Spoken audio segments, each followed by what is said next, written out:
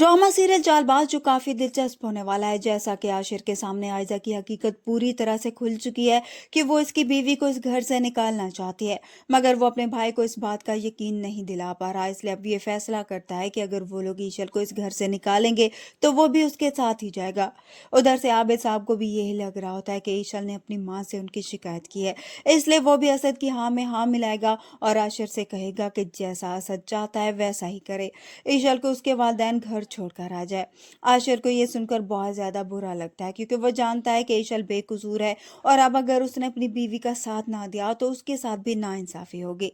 इसलिए अब जब सब बैठे होते हैं तो आशिर आकर अपने बाप को बताएगा कि ईशल अगर इस घर से जाएगी तो वो अकेली नहीं जाएगी, वो भी उसके साथ ही जाएगा, वो उसे अकेला नहीं छोड़ सकता। ये सुनने के बाद आबिद साहब बहुत ज्यादा परेशान हो जाते हैं, क्योंकि वो अपने दोनों बेटों के सामने खुद को बेबस महसूस करते हैं और फिर खामोश हो जाते हैं। असद को भी आशिर के इस फैसले पर हैरानी होती है, तो दूसरी तरफ ईशल की माँ जो अपनी बेटी को लेकर काफी ज्यादा परेशान होती है कि आखिर उसके साथ वो लोग कैसा सलूक कर रहे हैं। इसलिए अब वो भी अपने शोहर से कहती है कि अब बस बहुत हो गया, मैं सुबह ही जाकर अपनी बेटी को लेकर आऊंगी।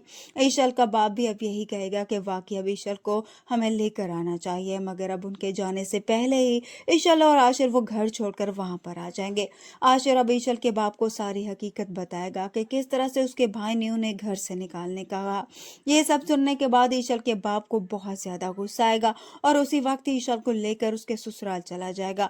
वो आबिद साहब से कहेगा कि मुझे आपसे ये उम्मीद नहीं थी, आप लोग ने मेरी बेटी के साथ अच्छा नहीं किया। वो उन्हें कहता है कि अगर आपकी बेटी को ऐसे में कोई आधी रात को घर से बाहर निकाल देता तो आपको कैसा लगता। आबिद साहब भी परेशान हो जाएगा और ईशल का बाप भी अपनी बेटी को लेकर वहां से चला जाएगा। उधर से असद को भी आशिर के यहाँ पर जाने पर बहुत ज्यादा अफसोस होगा।